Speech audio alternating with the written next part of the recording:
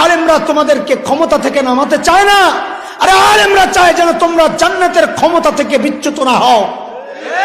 অথচ কি দেখলাম, মামুনুল হক বেটা কি পাগল? আসেন দেখেন খেলা হবে। মামুনুল হক, তুই তো বেটা ভাস্কর্য আর মূর্তির মধ্যে পার্থক্য বুঝিস না। তোকে তুই করে বলবো, আপনারা বুড়িগঙ্গার ধানের কাছে আইসেন, খান আমরা মটকে দিব। কোরআনের কথা বললে আলেমদেরকে যারা মটকাইতে আসে, ভাসাইতে আসে, বলবো রে ভাই আমরা তো কোরআনের ডাক পিয়ন, তোমার কিছু বলার থাকলে এই চিঠি যে আল্লাহ পাঠাইছে আল্লাহকে যায় ধরো। আল্লাহ ল্যাংরা মশা রেডি রাখছে, চাপড়া খুলে ঠিক ঠিক কথা। ফাজিল গুলো এগুলো আস্তে পাগল। কোরআনের কথা বললে যদি কেউ আলেমের বিরুদ্ধে যায়, আলেমের কথার প্রতিবাদ করতে যায়, তো খোদার কসম এটা সুস্থ না, সুস্থ না, এটার মগজের মধ্যে শয়তান পায়খানা করছে। শিরকের বিরুদ্ধে কথা বলার কারণে তুমি তোমার দলীয় চিন্তা থেকে আলেমের বিরোধিতা করলা, তুমি তোমার নেতার মোহাব্বতের কারণে আলেমকে গালি দিলা। খোদার কসম খায়া বলি আল্লাহর আযাবের অপেক্ষা তুমি করতে পারো। এই জন্য বলি আমরা, আওয়াজটা উঁচু হয়, করব কি? দিলে যে আগুন জ্বলতেছে বলি এই কথা, আরে আমার দেহ থেকে আমার কল্লা আলগা হতে পারে, কিন্তু সিনা থেকে কোরআনকে আলগা করা যাবে না, কোরআনকে আলগা করা যাবে না। দলের কারণে যদি মালিক ভুলে যায়, আমার নেতার কারণে যদি আমার মালিক ভুলে যায়, তো এই নেতা আমার শত্রু, বিবি শত্রু, সন্তান শত্রু। আমার নেতা একটা সিদ্ধান্ত দিবে, আমি দেখবো এটা আমার মালিকের বিরুদ্ধে যায় কিনা। যদি যায়, আমার দলের বিরুদ্ধে যাক, নেতার বিরুদ্ধে যাক, আমি বলবো আমি আমার মালিকের পক্ষে। দুনিয়ায় যদি কেউ শিরককে প্রতিষ্ঠিত করতে চায়, আমি যদি দেখি এটা শিরক, আমার দলের সব নেতা একমত হলেও, সব কর্মী একমত হলেও, আমি বলবো তোদের সাথে আমি নাই, কারণ আমি আমার মালিকের গোলামি করি। ঠিক আছে কথা? আজকে আমাকে আর আপনাকে ইসলাম বিদ্বেষী অপশক্তি লাল চক্ষু দেখায়, ঘাবড়ায়া যায়েন না, ঘাবড়ায়া যায়েন না। খোদার কসম, ইতিহাস সাক্ষী, নমরুদের মালিক ছিল না, নমরুদ ধ্বংস হয়েছে। ফেরাউনের মালিক ছিল না, ফেরাউন ধ্বংস হয়েছে। হযরতে মূসার মালিক ছিল, মূসা জিতে গেছেন। হযরতে ইব্রাহিমের মালিক ছিল, ইব্রাহিম জিতে গেছেন। বিলাল হাবশীদের মালিক ছিল, বিলাল হাবশীরা জিতে গেছেন। আমাদেরকে যক্ত চক্ষু দেখায়ও না, আমাদেরও মালিক আছেন, তোদের মালিক নাই, তোদের পরাজয় নিশ্চিত, ধ্বংস অনিবার্য, ধ্বংস অনিবার্য। এই বিশ্বাস দিলে রাখেন, ঘাবড়ায় যায় না। বিড়ালের ভেসকি দেখা বাঘ ঘাবড়ায় না, হাজারটা বিড়ালের মুখ দেখলে বাঘ ডরায়, বরং একটা বাঘের লেন্স দেখলে হাজারটা বিড়াল দৌড়ায়। তুমি মুসলমান, তুমি তো বাঘের বাচ্চা, ওই বিড়াল তোমাকে দেখে পালাবে, তুমি কেন ঘাবড়াও? বেশিতে বেশি তোমার জীবনটা নিয়ে নেবে, তো জীবন নিয়ে এত টেনশন কেন? জীবন তো বিক্রি করে দিছি, সবার জীবনই বিকৃত। কেউ বিক্রি করছে দাদা রামবাবুদের কাছে, আমরা ইমানদাররা বিক্রি করছি আল্লাহর কাছে। এরা পায় কয়টা পয়সা, আমরা পাবো জান্নাত ইনশাআল্লাহ, ইনশাআল্লাহ, ইনশাআল্লাহ। ফেরাউনের নাম শুনছেন না? কি দাবি করছে? হ্যাঁ, ওই যে একজনে বলছে বড় খোদা। রব আর খোদার পার্থক্য আমি জিজ্ঞেস করি নাই। ফেরাউনের দাবি ছিল আনা রাব্বুকুমুল আ'লা, আমি সবচেয়ে বড় রব। খালি রব না, কি সবচেয়ে বড় কথাটা আছে, এটা কোরআনের কথা, এই জন্য এটাকে কাটছাট আমরা করব না। যদি জিজ্ঞেস করা হয় ফেরাউন কি দাবি করছে, তো কি বলবো? সবচেয়ে বড়টা। ফেরাউনের ঘরে এক মেয়ে কাজ করে, নাম হযরতে মাস্তা, কোন কোন বর্ণনায় আসছে মুসাতা। গোপনে গোপনে মুসলমান হয়ে গেছে, ঘরের ভিতরে শত্রু। হযরতে মাস্তা একদিন, ফেরাউনের একটা মেয়ে ছিল, পালক মেয়ে। ফেরাউনের আপন কোনো বাচ্চা ছিল না, তার পৌরষ শক্তি ছিল না, তো একটারে পালতো। ওই পালক মেয়ের মাথা আশ্রয়ছিল হযরতে মাস্তা। হঠাৎ হাতের থেকে চিরুনিটা পড়ে গেছে। উঠানোর সময় আল্লাহর নাম বিসমিল্লাহির রহমানির রহিম বইলা উঠাইছে। ফেরাউনের মেয়ে জিজ্ঞেস করে, এই মাস্তা তুই কার নাম বললি রে? এটা আমার রবের নাম। বলে তুই আমার বাবাকে রব মানিস না? বলে তোমার বাবা রব হইলে না মানব। ইমান, ইমান কাকে বলে? বলে তো তোমার রব কে? বলে রব্বুস সামাওয়াতি ওয়াল আরদ, যিনি আসমান জমিনের রব তিনি আমার রব। কলিজায় কোনো ভয় নাই। কেন? যার রব আরশে আজিমের মালিক তাদের কোনো ভয় নাই। কার কথা এটা? আল্লাহ আমার নবীকে এই কথা বলে সান্ত্বনা দিয়েছেন। সূরা তাওবার শেষ আয়াত মালিক বলেছেন, ফাইন তাওয়াল্লাউ ফাকুল হাসবিয়াল্লাহ লা ইলাহা ইল্লাহু আলাইহি তাওয়াক্কালতু ওয়া হুয়া রাব্বুল আরশিল আযীম।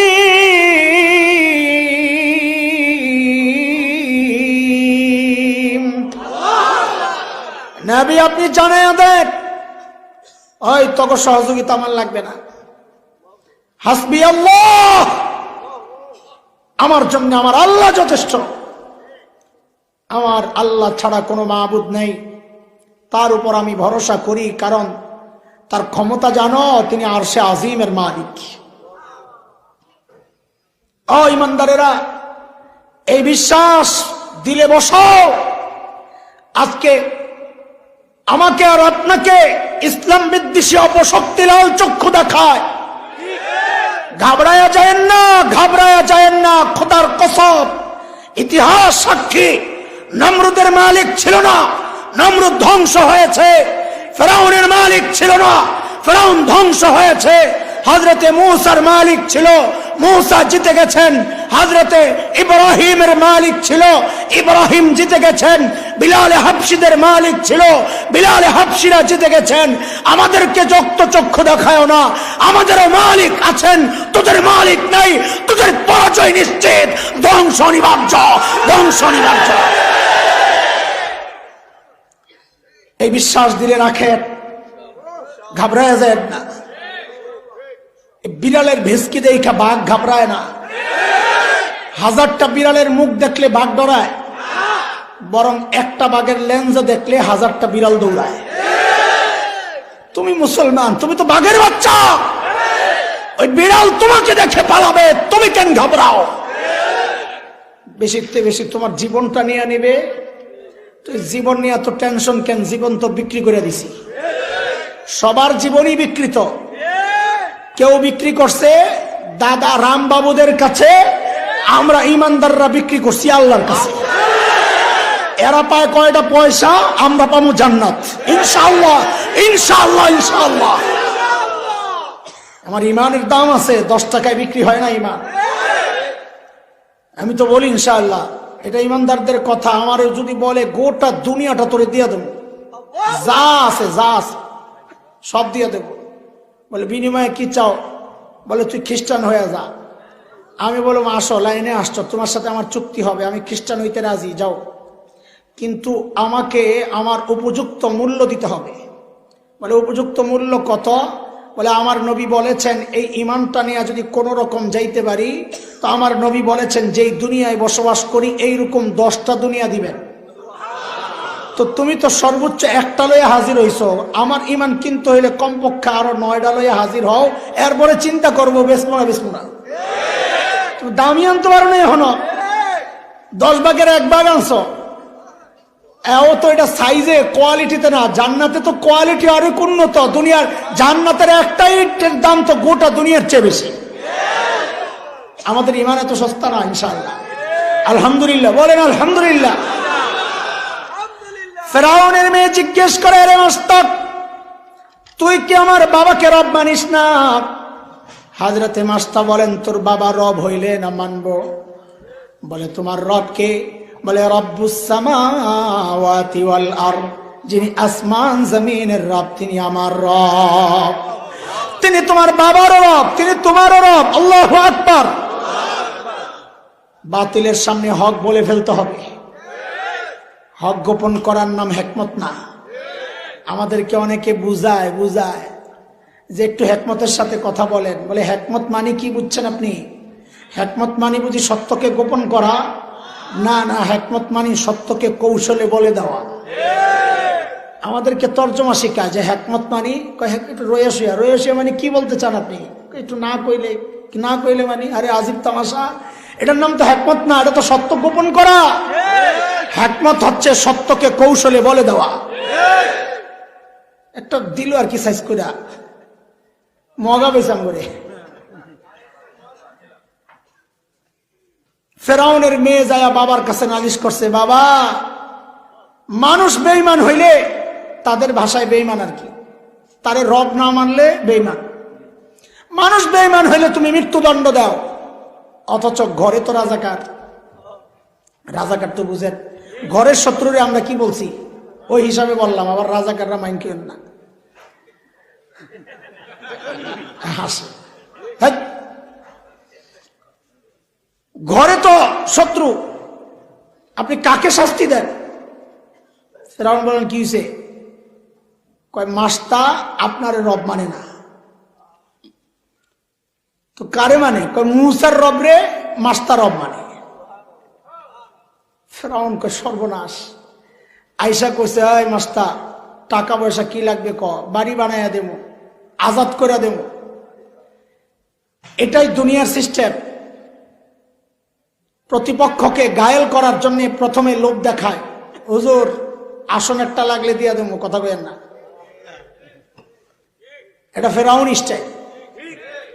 যেই না দেখে লোভে কাজ হয় না, তখন শুরু হয় ডান্ডা, হামলা, মামলা, হুমকি ধমকি। সিস্টেম কার? এটা ফেরাউনের সিস্টেম।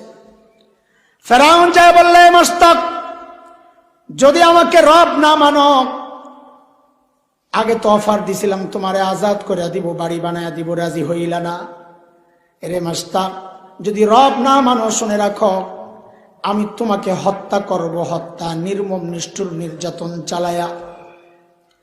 হযরত মাস্তা মুখের উপর জানায়া দিলেন, এরে জালিম, ফাকদি মান তাকাদ, তোর যা মনে চায় তুই তাই কর, আমি যে আল্লাহকে রব মেনেছি, আমি আমার রব ছাড়তে পারবো না। যা মনে চায় কর, যা কি করবি। ফেরাউন হযরতে মাস্তাকে দরবারে লয়ে গেছে, হাতের মধ্যে লোহা লাগাইছে, পায়ের মধ্যে লোহা লাগাইছে, মারবে। চামড়া খুলা, জীবন্ত মানুষটার চামড়া লোহার চিরুনি দিয়া খুলবে। সিদ্ধান্ত। একজন দরবারি এসে বলে কি, হযরত, জনাব একটু থামেন। বলে, কেন? বলে, মাস্টার দুইটা ছোট্ট ছোট্ট বাচ্চা আছে, দেখেন এগুলার সামনে আইনা এর দুর্বল করা যায় কিনা। হযরতে মাস্টার সামনে তার ছোট্ট দুই বাচ্চা হাজির। হযরতে মাস্তাকে বলা হলো, এ মাস্তা, যদি তুমি আমাকে রব না মানো, তাইলে তোমার বাচ্চাগুলাকেও শেষ করে ফেলবো। আগুন জ্বালানো হলো, বড় কড়াই বসানো হলো, তেল টকবক করে জ্বলছে। হযরতে মাস্তা তাকায়া তাকায়া দেখতেছেন, আরে কলিজার টুকরা সন্তান গুলারে হত্যা করা হবে। মার কলিজায় তখন কেমন লাগে বলেন? চোখ দিয়ে পানি পড়তেছে, তাকায় রইছে আল্লাহর বান্দি। যেই না বড় বাচ্চাটাকে তেলের মধ্যে নিক্ষেপ করা হয়, জলে পুড়ে ছাই হয়ে রূহটা যখন বের হয়ে যায়, আল্লাহ তাআলা হযরতে মাস্তার চোখের পর্দা সরাইয়া দিয়েছেন। তাকায়া তাকায়া দেখতেছেন রূহটা যাচ্ছে। যাওয়ার সময় মাকে ডাক দিয়ে বলে যাচ্ছেন, আম্মি আম্মি, আস-সবর আস-সবর আল জান্নাহ। ওগো মা, মা, ধৈর্য ধারণ করো, ধৈর্য ধারণ করো, জান্নাত আমাদের জন্য অপেক্ষা করতেছে। ছোট্ট বাচ্চারা ছিল দুধের বাচ্চার জন্য মার কলেজায় কত মায়া, এটা দুধের মা ছাড়া দুনিয়ার কেউ বুঝবে না। জালিম মায়া লাগানোর জন্য ছোট্ট বাচ্চাকে নিয়ে হযরতে মাস্টার বুকের মধ্যে রাখছে। আরে বাচ্চাটা লম্বা সময় মায়ের দুধ খায় না, মায়ের দুধের গন্ধ পায়া দুধ খাওয়ার জন্য ছটফট করা শুরু করছে। মার হাত তো বান্দা। এই এক দৃশ্য দেখেছিলাম রোহিঙ্গা ক্যাম্পে। সাগর পারে এক মায়ের লাশ পড়ে আছে, লাশের পাশে ছোট্ট একটা বাচ্চা বসা জীবিত, আল্লাহ তাকে বাঁচায়া দিছেন, দুধের বাচ্চা। আর এই দৃশ্য দেখে কলিজাটা ছিঁড়ে গেছে। বাচ্চাটা বসে বসে মায়ের দুধ ধরার জন্য, দুধ খাওয়ার জন্য কাপড় দিয়ে টানাটানি করতেছে। সে জানে না চিরদিনের জন্য তার মা তাকে রেখে চলে গেছেন, জানে না, খবর নাই। হযরতে মুশতাক কাঁদতেছেন। কানলে কি হবে? জালিমদের দিল তো করে না। জালিমরা যখন এই বাচ্চাটাকে নিয়ে তেলের মধ্যে নিক্ষেপ করে, আগের বাচ্চার মতো জলে পড়ে ছাই হয়ে যখন রোহটা বের হয়ে যায়, যাওয়ার সময় আগের বাচ্চার মতো মাকে ডাক দিয়ে বলে যায়, আম্মা, আম্মি, আসসাবর আসসাবর আল জান্নাহ। ওগো মা, ধৈর্য ধরো, ধৈর্য ধরো, জান্নাত আমাদের জন্য অপেক্ষা করছে। হযরতে মাস্টার কাঁদতেছেন, ঝরঝর করে কাঁদতেছেন। জালিম ফেরাউন বলে, এ মাস্টার, এখন কেন কান্না করো? আগেই তো বলেছিলাম আমাকে রব মানো, নাইলে তোমার বাচ্চাগুলাকে মেরে ফেলবো, এখন কেন কান্না করো? হযরতে মাস্টার জবাব দেন, রে জালিম, আমার বাচ্চাগুলাকে মেরে ফেলছো, আমি এই জন্য কান্না করি না। আমি কান্না করতেছি, আহারে আল্লাহ যদি আমারে আরো কিছু বাচ্চা দিতেন, তাইলে আমি আমার সব বাচ্চাগুলাকে আমার মালিকের জন্য আজকে কোরবানি দিতে পারতাম। ঈমান কাকে বলে দেখো। বাচ্চার মায়ায় রব ছাড়েন নাই, এর নাম ঈমান। হযরতে মুশতাককে হত্যা করে ফেরাউন ঘরে গেল। হযরতে আসিয়াকে বলেন, আসিয়া, আজকে ওই গাদ্দার গুলোকে সব মেরে ফেলছি। হযরতে আসিয়া বিচলিত হয়ে জিজ্ঞাসা করলেন, এই আপনি কারে মারছেন? বলে, মাস্টার তার দুইটা বাচ্চাকে শেষ করে দিছি। বলে, কেন? বলে, তারা তো আমারে রব মানে না, স্বামীর বিরোধী। দেখেন আসিয়া কি জবাব দেন। হযরতে আসিয়া জবাব দেন, রে জালিম, রব তো আমিও তোরে মানি না।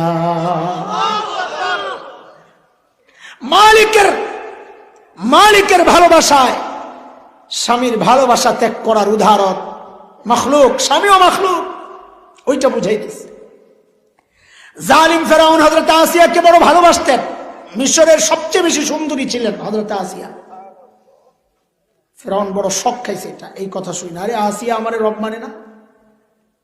বুঝাইছে, কোনো কাজ হয় না। এক কথা, মুসলমান সব ছাড়তে পারে, ঈমান ছাড়তে পারে না। এই জন্য বলি আমরা, আওয়াজটা উঁচু হয়, করব কি? দিলে যে আগুন জ্বলতেছে, বলি এই কথা, আরে আমার দেহ থেকে আমার কল্লা আলগা হতে পারে, কিন্তু সিনা থেকে কোরআনকে আলগা করা যাবে না, কোরআনকে আলগা করা যাবে না।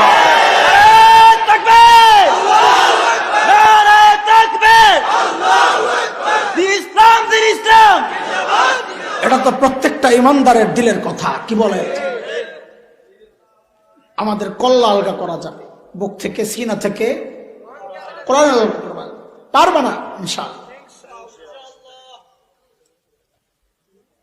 ফেরাউন হযরতে মুশতাককে সিদ্ধান্ত নিল হত্যা করার। দরবারে নিয়ে হযরতে মুশতার সর্বপ্রথম শাস্তি যেটা দিল, হাদিসে আসছে, গোটা দরবারীদের সামনে হযরতে মুশতাককে ন্যাংটা করে দাঁড় করাইয়া দিছে। আরে ইমানদারের জন্য জীবন চলে যাওয়ার চেয়ে এটা আরো বেশি কঠিন। আমাদের বাচ্চাদের ঈমান তো মাস্টার মতো না, আসিয়ার মতো না, হযরত আসিয়া। তারপরেও বলি, এটা দিলের, এটা আমাদের গর্ব। আমাদের বাচ্চাগুলোকেও যদি বলা হয় তোমাকে হত্যা করা হবে, বাঁচতে চাইলে রাজপথে ন্যাংটা হইয়া দাঁড়াইয়া যাও, আমাদের বাচ্চারাও বলবে আমাকে শতবার হত্যা করা যাবে, কিন্তু আমার শরীর থেকে পোশাক আমি খুলতে পারবো না। এটা প্রত্যেকটা ইমানদারের কথা। রোহিঙ্গা ক্যাম্পে এক মাকে দেখি একটা ছোট্ট বাচ্চা কোলে নিয়ে কাঁদতেছে।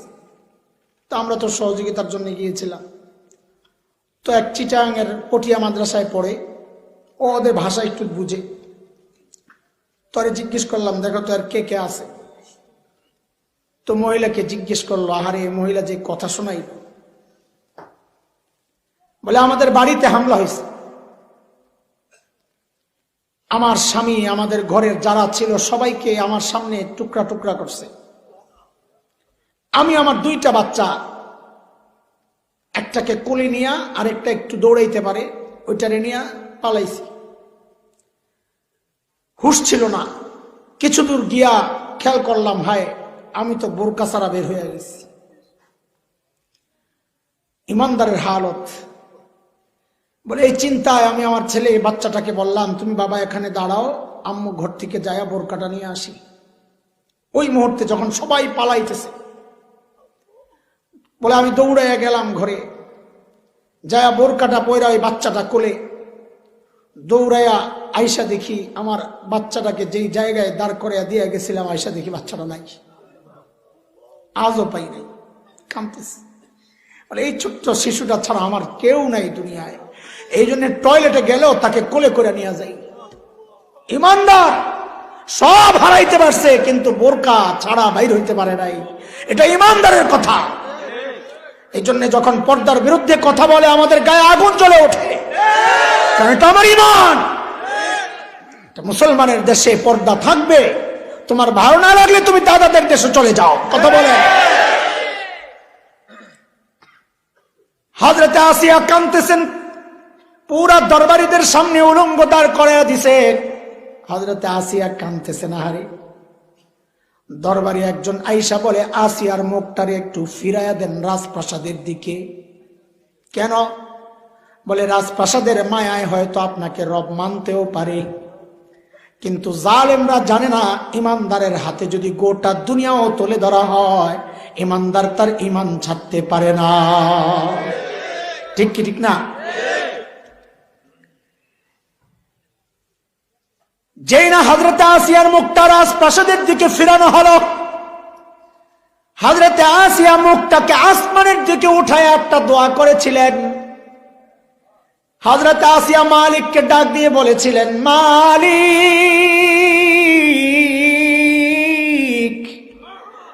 তোমারি জান্নাতে তোমারি কাছে আমায় একটি ঘর বানিয়ে দিও। এই দোয়া আল্লাহর কাছে এত পছন্দ হয়েছিল, আল্লাহ তাআলা কোরআনুল কারীমের সূরা তাহরীমের একটা আয়াতের টুকরা বানায়া নাজিল করে দিয়েছেন। হযরত আসিয়া দোয়া করতেছেন, রব্বি বিনিলি ইনদাকা বাইতান ফিল জান্নাহ ওয়া নাজ্জিনি মিন ফিরআউনা ওয়া আমালিহি ওয়া নাজ্জিনি মিনাল কওমিজ যালিমিন।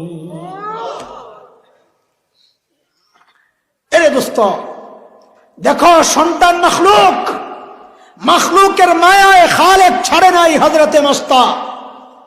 স্বামী মখলুক, মখলুকের মায়ায় খালেক ছাড়ে নাই হযরতে আসিয়া।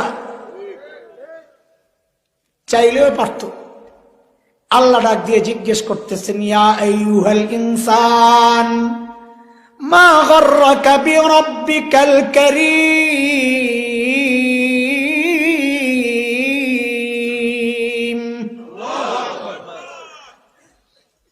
এই দোস্ত, সবচেয়ে বেশি মায়া কার?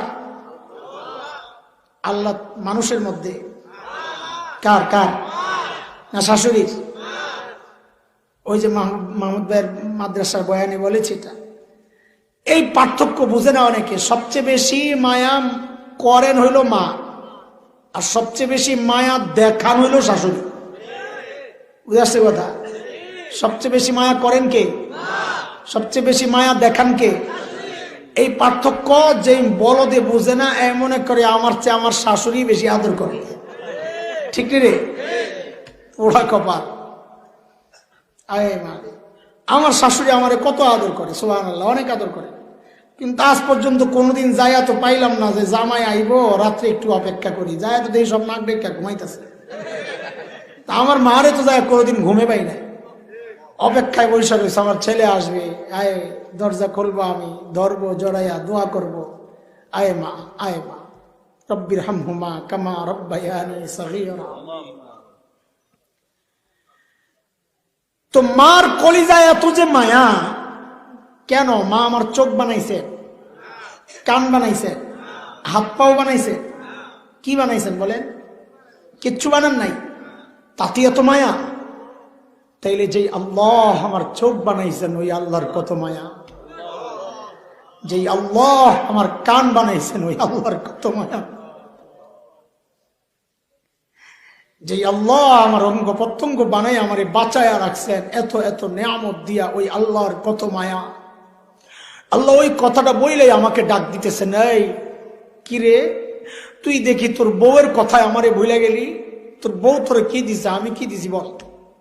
কিরে তুই দেখি তোর স্বামীর মহাব্বতে আমাকে ভুলে গেলি, কি তুই তোর বাচ্চার মহাব্বতে আমাকে ভুলে গেলি কেন? তোর বাচ্চা কি দিছে, তোর মা কি দিছে, তোর বিবি তোর শাশুড়ি কি দিছে? আরে নেতার কারণে তুই দিন ভুলে গেলি, তোর নেতা তোরে কি দিছে বল? আমি কি দিছি? আল্লাহ বলতেছে কেন তুই ভুলে গেলি আমাকে? মা গাররাকা বিরাব্বিকাল কারীম, মা গাররাকা, কে তোরে ধোকায়? শত্রু তিনটা গেল, বলেন শব্দের নাম কি? অক্ষর কয়টা? প্রথম অক্ষর দালমানি, দুনিয়া।